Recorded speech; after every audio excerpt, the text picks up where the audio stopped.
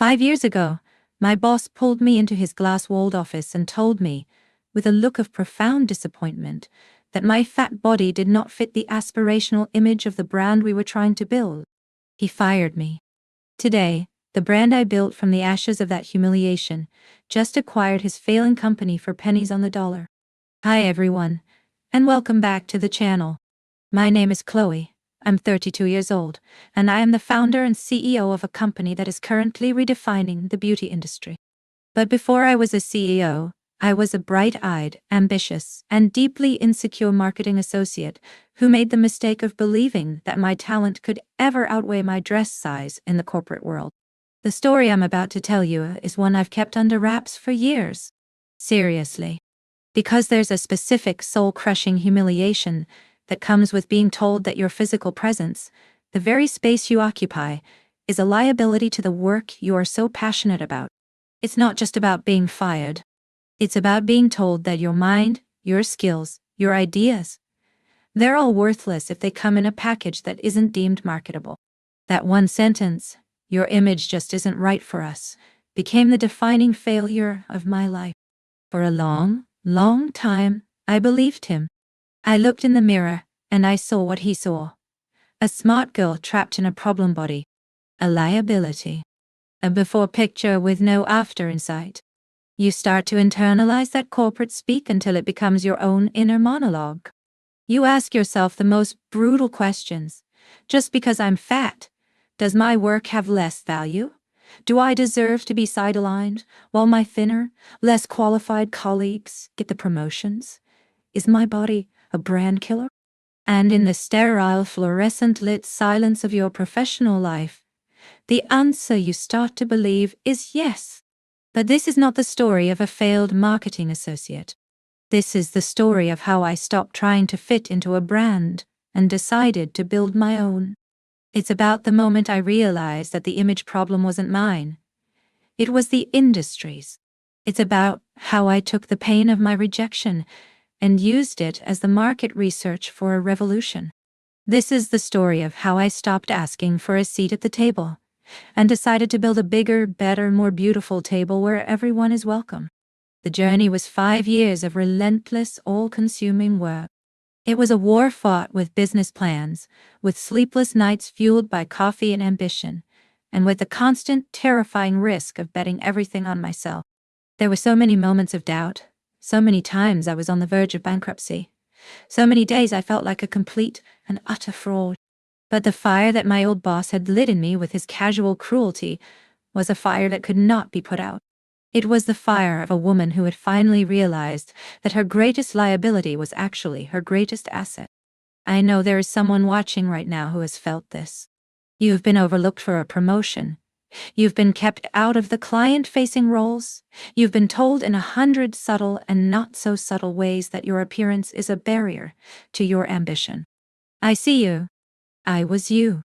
And I'm telling you this story so you know that when they close a door, they are giving you the opportunity to build a whole new building. Before we go back in time to the cold, glass-walled office where my old life ended, I need to ask for your support. If this story is already sparking a fire in you, please take a moment to hit the like button and subscribe to our channel. Your support is the venture capital for my soul. It proves that there is a market for stories like ours and gives me the courage to share the unvarnished, behind-the-scenes truth of my own journey. Okay, let's go back. Let's go back to a girl who was about to be fired for being too big to fit into a small-minded brand. 5 years ago, I was living the life I thought I was supposed to want.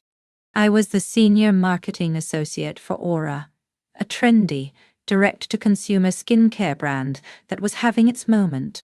We were the darlings of the industry, a small, scrappy startup with minimalist packaging, a slick Instagram feed, and a brand ethos that was all about effortless, natural beauty.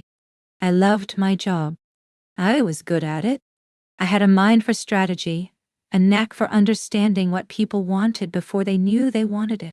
I had helped develop some of our most successful campaigns. I lived and breathed that brand. Our office was a beautiful, open-plan loft space, filled with attractive, energetic people in their 20s and 30s. It was the kind of place that looked amazing in magazine spreads. It was also, I would later realize, a place where conformity was prized above all else. My weight has been a part of my story for as long as I can remember. It wasn't about a lack of discipline. It was just my body's natural state. I was a foodie, yes, but I was also active and healthy. My body was just bigger, softer, curvier than the aura ideal. In the beginning, it didn't seem to matter. I was a behind-the-scenes person, a strategist. My brain was my primary asset, and I was delivering results.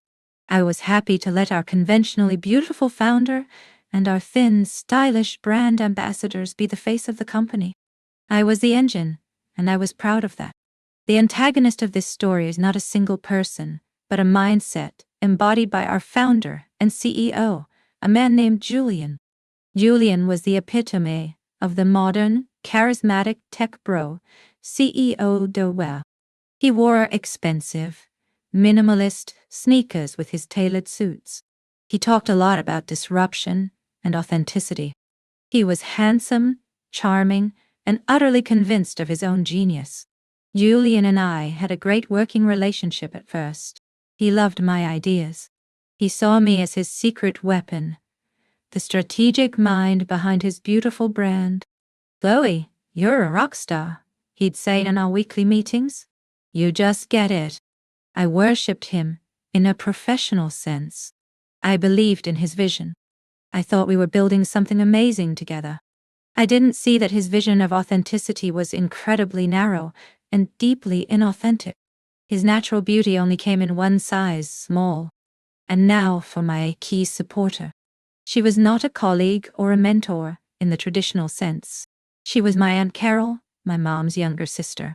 Aunt Carol was a force of nature.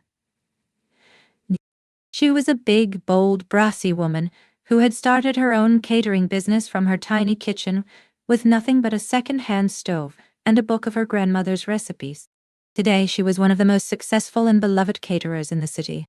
Her company was a testament to her hard work, her incredible food, and her unapologetic, larger-than-life personality. Aunt Carol was also fat, and she had never, not for 1 second, seen it as a liability. She saw it as part of her brand. Her tagline was "Food so good, you know the chef isn't skipping meals." She dressed in bright, colorful kaftans, wore big, chunky jewelry, and had a laugh that could shake a room. She was the most confident person I knew. I remember one time, I was having dinner at her house, feeling particularly down about my place at Aura. I was complaining about how I never got to go to the important industry events, how Julian always sent our thin, stylish PR girl instead. "Why not?" Aunt Carol asked, not looking up from the massive bowl of pasta she was tossing. "Well, you know," I mumbled. "The image, I don't really fit." She stopped tossing, looked at me, and let out one of her signature, booming laughs. "Fit?" she roared. "Honey, you were not born to fit in. You were born to stand out. You think I built my business by fitting in? They told me a woman, especially a big woman, couldn't run a top-tier kitchen. I told them to watch me." She pointed her pasta tongs at me. "Let me tell you the secret, Chloe. Your perceived weakness? The thing they think is your liability. That is where your power is. That is your unique selling proposition. All these other little girls are trying to be the same. You are something different. The day you stop seeing that as a problem and start seeing it as your brand, that's the day you become unstoppable." Her words were like a jolt of electricity. I had never, ever thought of my body in terms of a brand, as a source of power. To me, it had always been a problem to be solved, a thing to be hidden behind my smart ideas. She was planting a seed, a revolutionary idea that was so foreign to my corporate conditioned mind that I didn't even know what to do with it.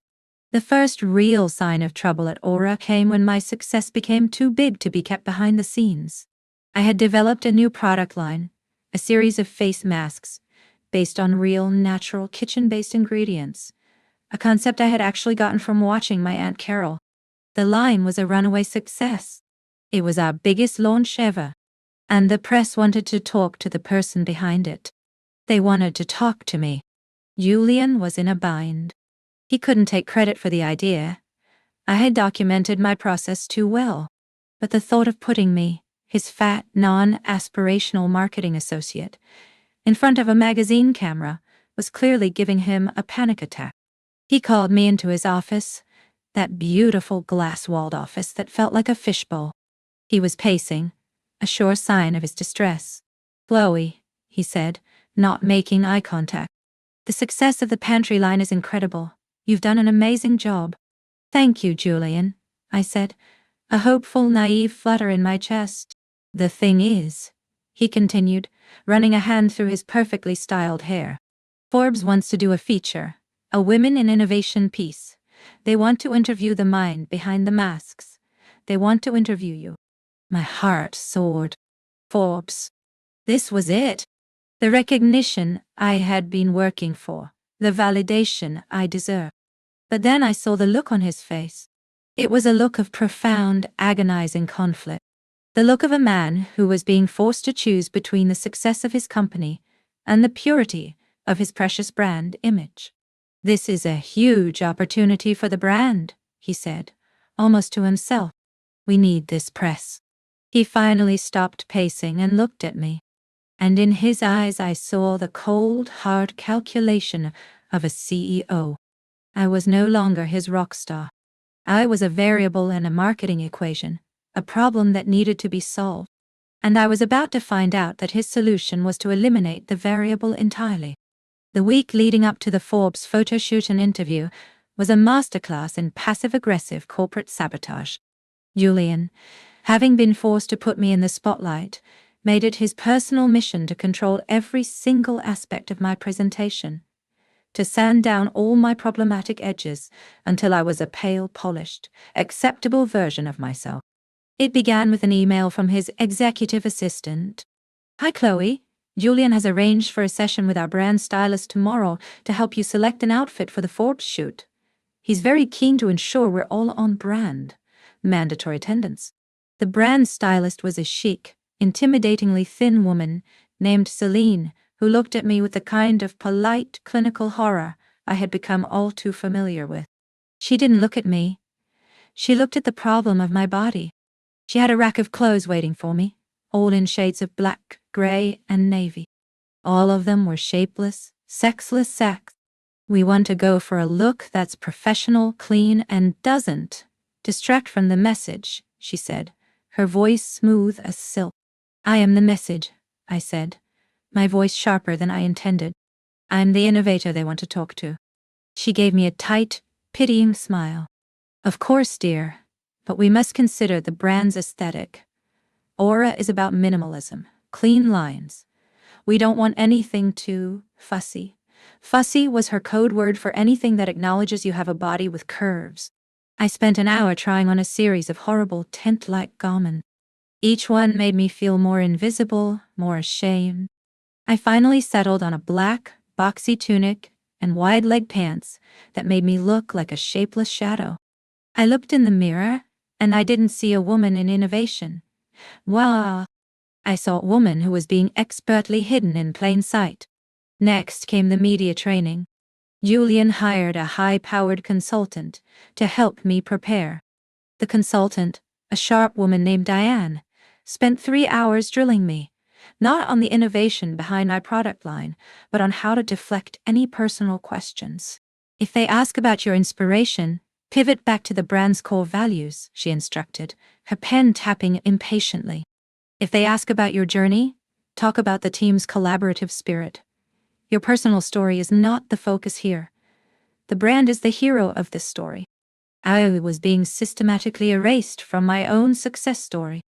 I was being trained to be a bland corporate mouthpiece, a disembodied brain whose only function was to praise the authenticity of a brand that was currently trying to render me as inauthentic as possible.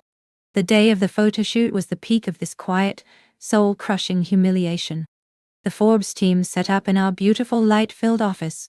The photographer was a cool, artistic woman who seemed genuinely excited to shoot me. "I love your story," she said, shaking my hand warmly. "It's so inspiring."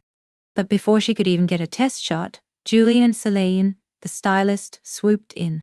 They started fussing, moving things around, adjusting the lights.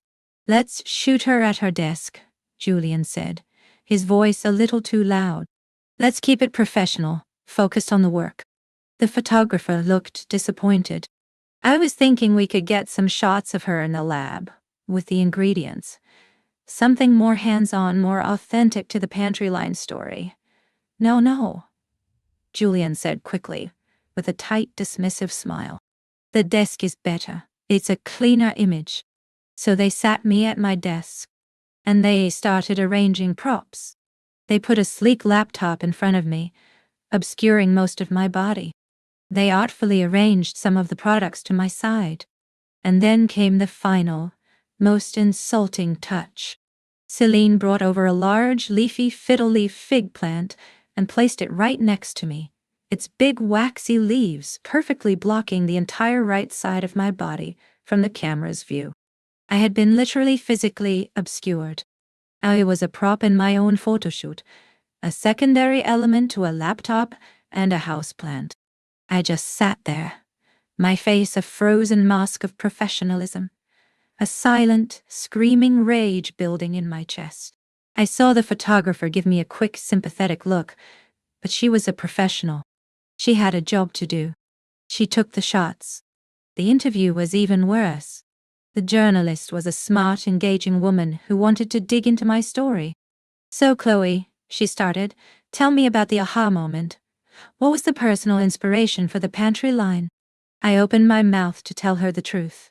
About my Aunt Carol, about my love for real, natural ingredients, about the joy of creating something nourishing. But then I saw Julian, sitting just out of the journalist's line of sight, giving me a tiny, almost imperceptible shake of his head. He was reminding me of my training. The brand is the hero. So I pivoted. I gave the bland corporate pre-approved answers. I talked about market research and brand synergy and our commitment to natural, aspirational living. I felt like a puppet, my mouth moving, but his words coming out.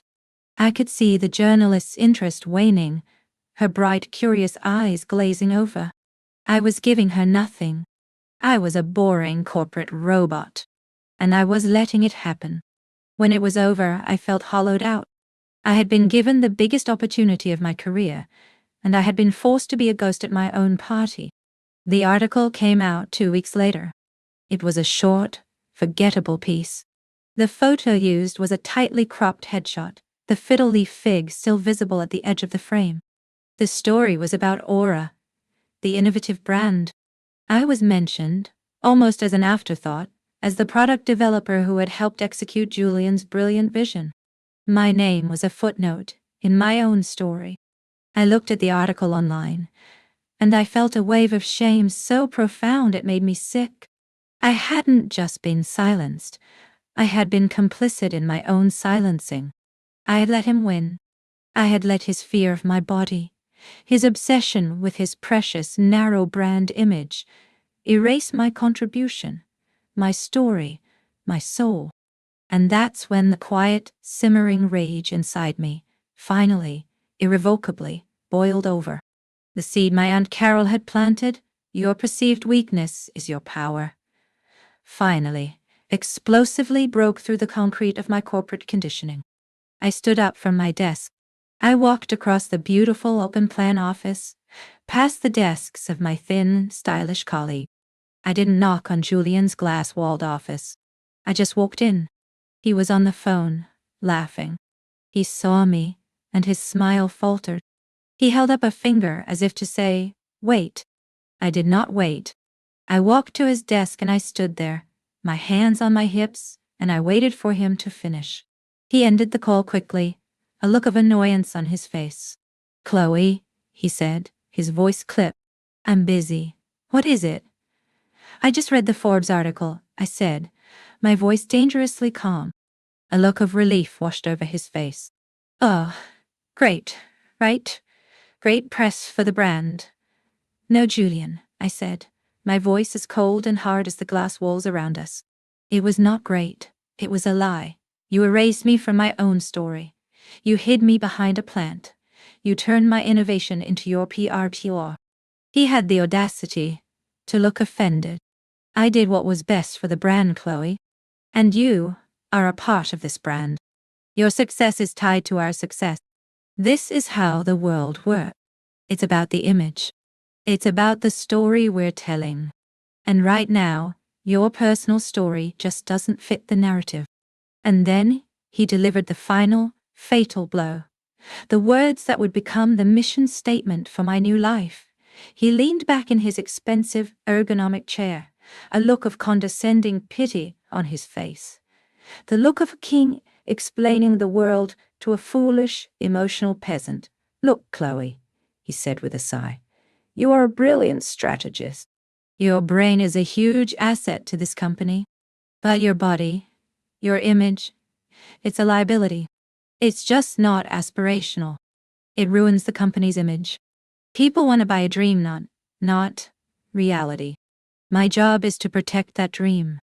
And if that means keeping you behind the scenes, then that's what I have to do.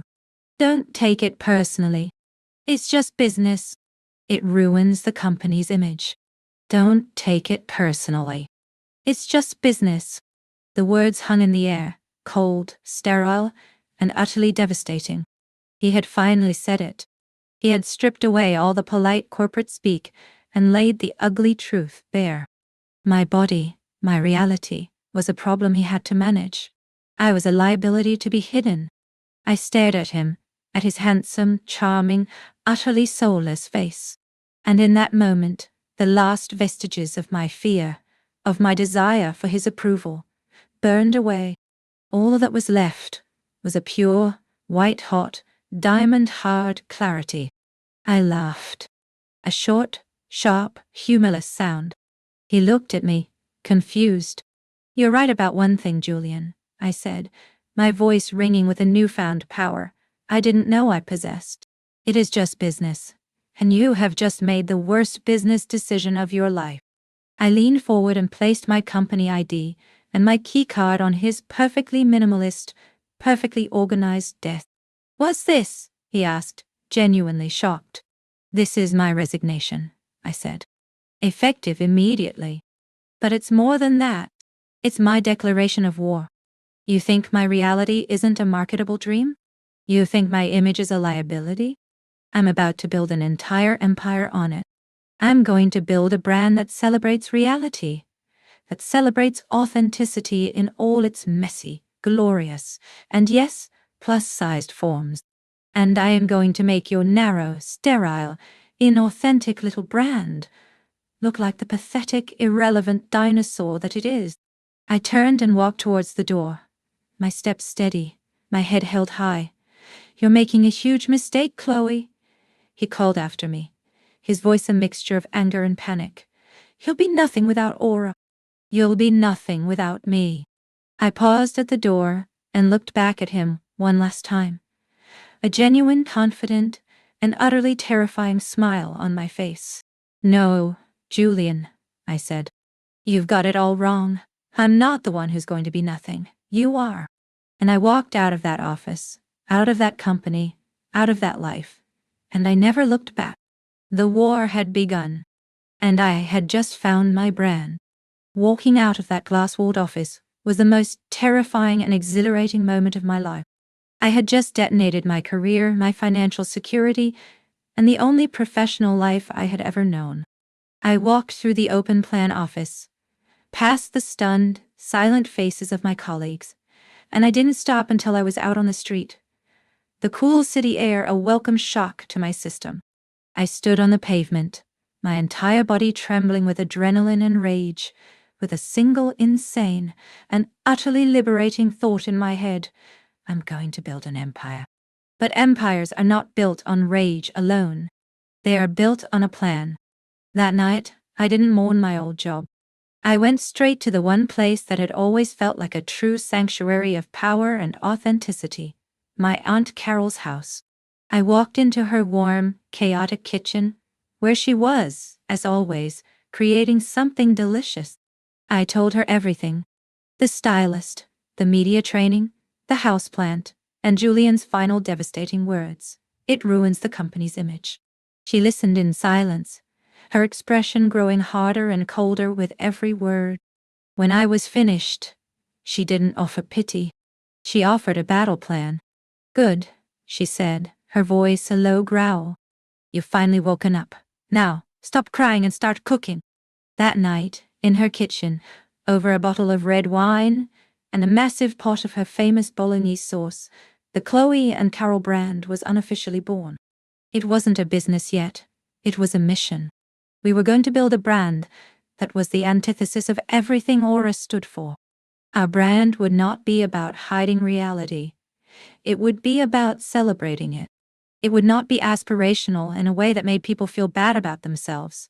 It would be aspirational in a way that made them feel seen, powerful, and beautiful, exactly as they were. My war had two fronts. Front one, the product. I needed to create a product that was not just as good as Aura's, but better, more honest, and more effective. Front two, the brand. I needed to build a brand identity and a community that would make Aura's sterile, minimalist perfection look weak and out of touch. The war began in my tiny apartment kitchen, which I immediately converted into a makeshift laboratory. I took the concept from my pantry line, the one Julian had stolen, and I supercharged it with my Aunt Carol's lifetime of real-world knowledge. We spent months researching, experimenting, and formulating. We used real, powerful, food-grade ingredients, rich avocado oils, antioxidant-packed berry extracts, soothing oat milks. We made face masks in my blender and body scrubs in my stand mixer. My apartment was a constant, fragrant mess of herbs, oils, and clays. This wasn't just about creating a product. It was an act of reclamation. I was taking the domestic, nurturing, unaspirational world that Julian and his kind looked down on, and I was turning it into a source of power and science. The struggles were immediate and immense. I was living on my meager savings, and they were disappearing at an alarming rate. I cashed out my 400k, a terrifying move that felt like setting my own safety net on fire. I racked up credit card debt buying raw ingredients and packaging. I worked 18-hour days, fueled by cheap coffee and sheer stubborn will. There were countless failed batches, experiments that literally blew up in my kitchen, moments of despair where I was sure I had made a terrible, life-ruining mistake. Every time I wanted to quit, I would pull up Aura's perfect, sterile Instagram feed on my phone. I'd look at their ads featuring impossibly thin, emotionless models, and the rage would come roaring back. Julian's voice would echo in my head. "It's a liability. It's not aspirational." And it would be the fuel I needed to work for another 5 hours. After 6 months of frantic, obsessive work, we had our first product line. 5 products, handcrafted, all natural, and ridiculously effective. We called the brand Real, and our tagline was simple: unfiltered beauty. Now, for the second front, the brand.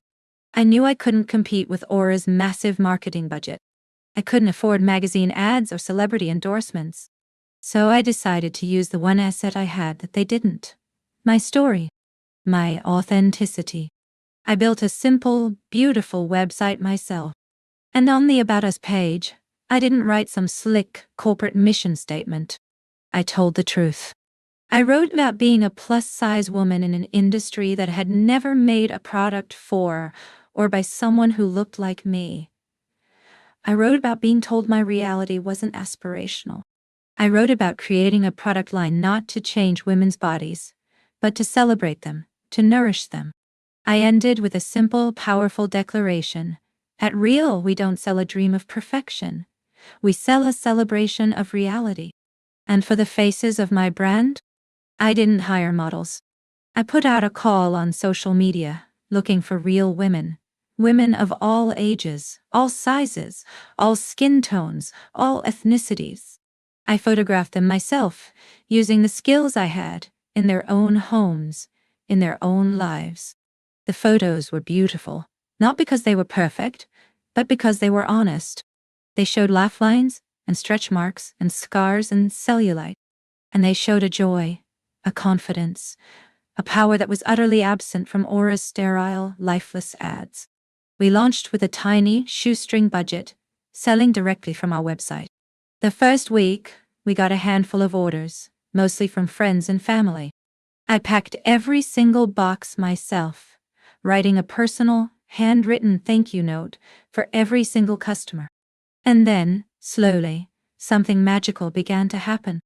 The women who bought our products started posting about them. They didn't just post pictures of the jars. They posted pictures of themselves, their faces slathered in our green clay mask, laughing. They posted unfiltered selfies, talking about how our nourishing body oil made their skin feel loved for the first time. They started using our hashtag, #RealBeautyIsn'tFiltered. We weren't just selling a product, we were starting a movement.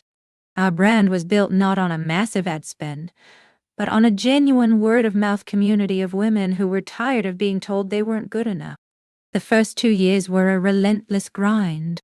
I was the CEO, the formulator, the photographer, the social media manager, the customer service rep, and the janitor.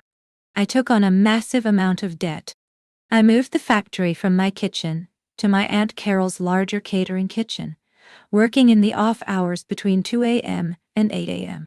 I didn't take a single day off. I didn't see my friends. My life was my work. I watched from a distance as Aura continued to grow, fueled by millions in venture capital. They were everywhere. And I was a tiny, insignificant gnat, buzzing in their shadow. There were so many days I was sure I was going to fail. I'd look at my mounting bills, at my exhausted reflection in the mirror, and the fear would be a cold, hard knot in my stomach. Julian's voice would whisper, "You'll be nothing without me." But then, I would read the emails and the DMs from our customers. Women telling me our products had helped them make peace with their skin. Teenage girls telling me our ads were the first time they had ever seen a body that looked like their own, represented by a beauty brand. These messages were my life raft. They were proof that I was building something that mattered. The tipping point came at the end of year 3. A very famous, very influential beauty blogger, one known for her brutally honest reviews, discovered our brand. She did a full, unsponsored review on her YouTube channel. She talked about the powerful, natural ingredients. She talked about the brand's mission. And she talked about how our real body oil, a rich, nourishing, unfragranced oil, had done more for her dry skin and her self-esteem than any of the $100-a-bottle farming creams she had ever tried. The video went viral, and our world exploded. The orders came in not as a trickle, but as a flood. Our little website crashed. My Aunt Carol and I had to hire a temporary staff just to pack boxes. We sold out of our entire inventory in 48 hours. And suddenly, the industry that had ignored me was at my door. We were featured in all the big magazines, the same magazines that had once featured Aura. But our story was different. It wasn't about a slick male CEO's vision. It was about a real woman who had built a brand from her own pain and passion. My liability, my body, my story, had become my most powerful marketing tool. The next 2 years were a blur of explosive growth. We got our first round of investment, not from the usual tech bro VCs, but from a firm run by women who believed in our mission. We moved out of my aunt's kitchen and into our own beautiful, light-filled factory and office space. I hired a team, a diverse, brilliant, passionate group of people who believed in what we were building. I was finally a real CEO. I was leading meetings, I was making payroll, I was negotiating with national retailers. I had built my empire. It was real. It was thriving. And it was everything Julian had told me was impossible. The 5th year of my journey was the year the tide truly turned. Real was no longer the scrappy underdog. We were a major player in the beauty industry. We were on the shelves of every major retailer. And our message of unfiltered, authentic beauty was resonating with a massive, loyal, and growing community. We weren't just selling products. We were changing the conversation. And Aura, Julian's brand, their star was fading, and fast. The minimalist, sterile, aspirational aesthetic that had once seemed so fresh and modern now felt cold, out of touch, and deeply inauthentic. In a market that was finally starting to crave realness, their brand of curated perfection was becoming irrelevant. Their sales were plummeting. They were laying off staff. The darlings of the industry were becoming a cautionary tale. I didn't take pleasure in their failure. Honestly, I was too busy running my own thriving business. I saw their struggles as a simple, inevitable consequence of a brand that was built on a lie. Julian had tried to sell a dream, but he had forgotten that dreams change. The world had moved on, and he had been left behind. The final, unbelievable, full-circle moment came in the form of an email from an investment banker. It was a confidential inquiry. A small, direct-to-consumer brand was on the verge of bankruptcy and was looking for a buyer to acquire its assets and intellectual property. The brand was Aura. I stared at the email, my heart pounding, a slow, heavy, deliberate rhythm. The banker had no idea of my history with the company. To him, this was just a strategic business opportunity, a chance for a thriving brand like mine to acquire a failing competitor's customer list and formulas for pennies on the dollar. But to me, it was everything. It was the universe delivering the most poetic, most devastating, most perfect checkmate I could have ever imagined. Aunt Carol and I sat in my office, the same office where I had signed the lease for our first real factory, and we looked at the numbers. Aura was a sinking ship. They were drowning in debt. Their brand value was a fraction of what it had been at its peak. It was a fire sale. So, Aunt Carol said, a slow, dangerous, triumphant smile spreading across her face. Are you going to do it? Are you going to buy the company that fired you for being fat? The 15-year-old girl in me, the girl who had been so cruelly humiliated, wanted to scream, yes. She wanted to buy it just to have the satisfaction of shutting it down, of firing Julian, of salting the earth where his glass-walled office once stood. But the 32-year-old CEO I had become, the woman who had built an empire on a foundation of authenticity and inclusion, she saw a different opportunity. A bigger one. A better one. Yes, I said, my voice calm and steady. I'm going to buy it, but I'm not going to kill it. I'm going to fix it. We made a lowball offer. An offer that was, frankly, insulting. And they had no choice but to accept it. A week later, I found myself walking back into the building where my old life had ended.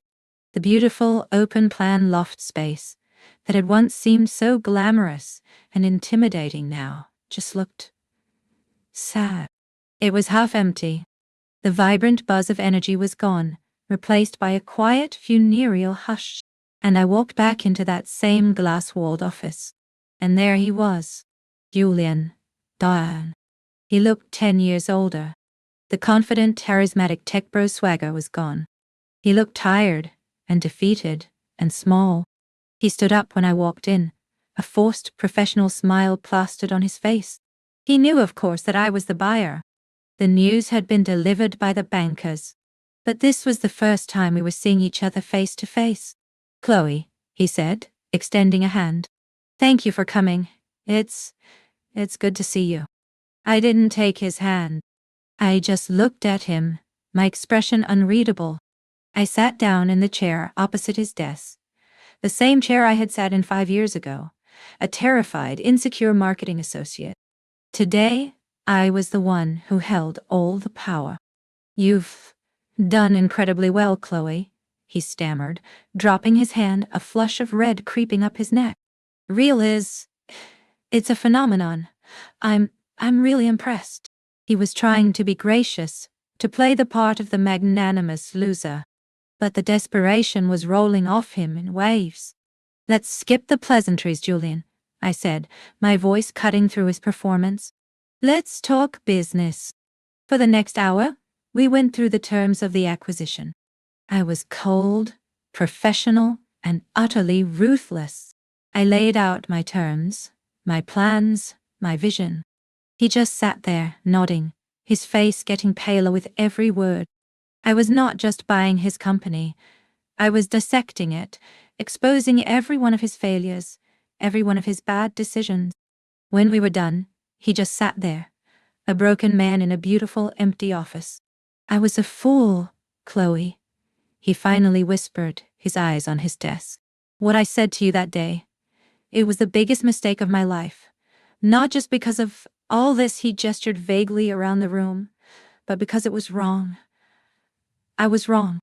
I looked at him, at this man who had been the architect of my greatest pain, and, inadvertently, my greatest success. And I felt nothing. No anger. No satisfaction. Just a quiet, profound sense of closure. His apology was 5 years too late, and $1 billion short. It was irrelevant. Yes, you were, I said, my voice not unkind, but utterly devoid of the emotion he was so desperately seeking. You were wrong. But I'm not here for an apology, Julian. I'm here because you built a brand with a good name and a bad soul. And I am in the business of soul restoration. I stood up. My team will be here on Monday to begin the transition.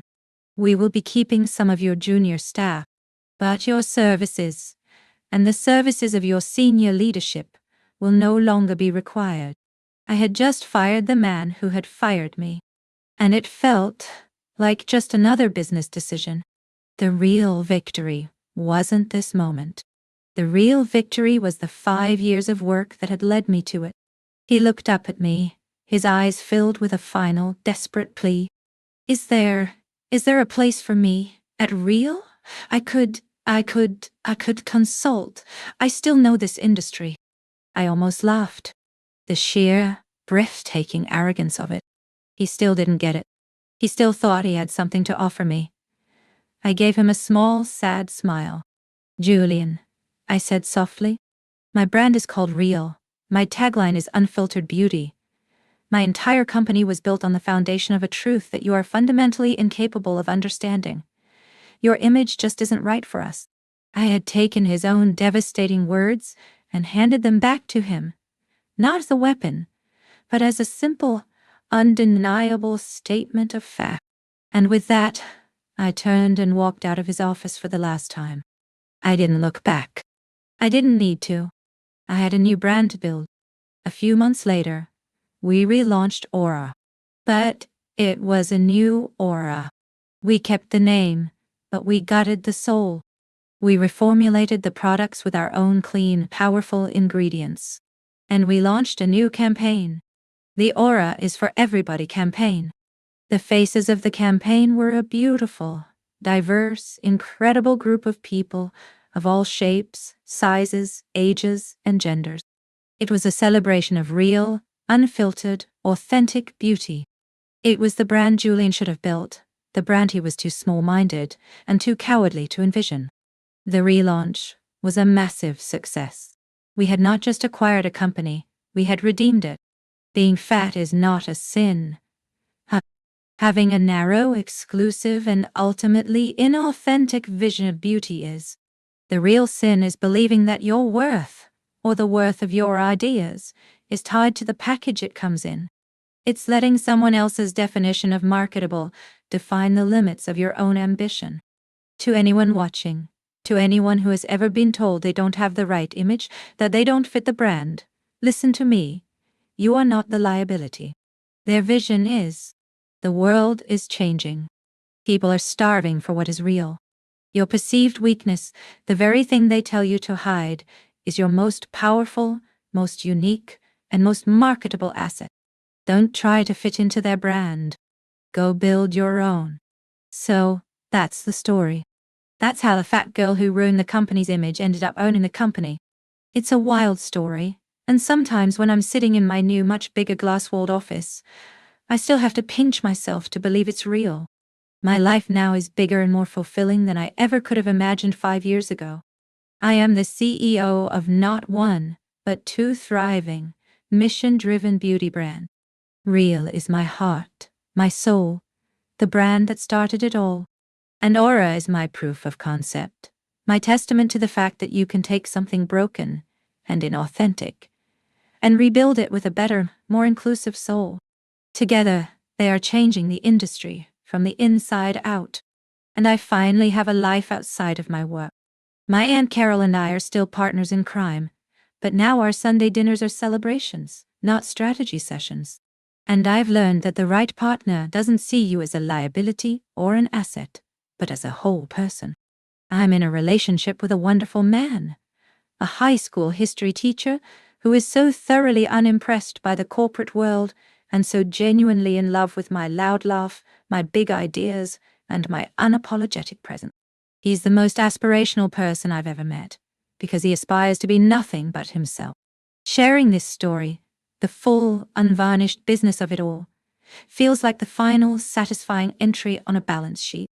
For years, the story of being fired, of being called a liability, was a deep, dark deficit in my soul's accounting. But now, sharing it with you, with our incredible community, I can see it for what it truly was. The single greatest investment I ever made.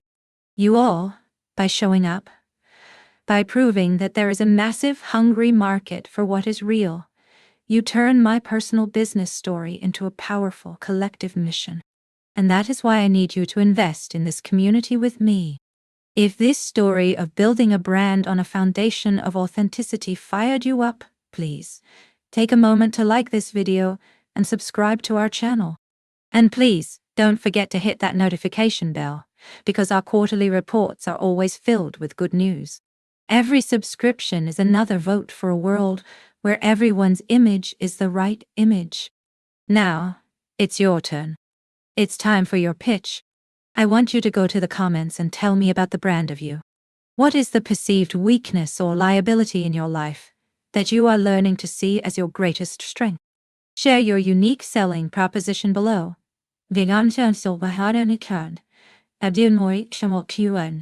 I promise you, I will read every single one. Your stories are the market research that proves that the future is authentic. Thank you for being here. Thank you for being a part of this journey. Remember, don't just break the glass ceiling. Buy the whole damn building. Love you all, your Chloe. See you in the next story.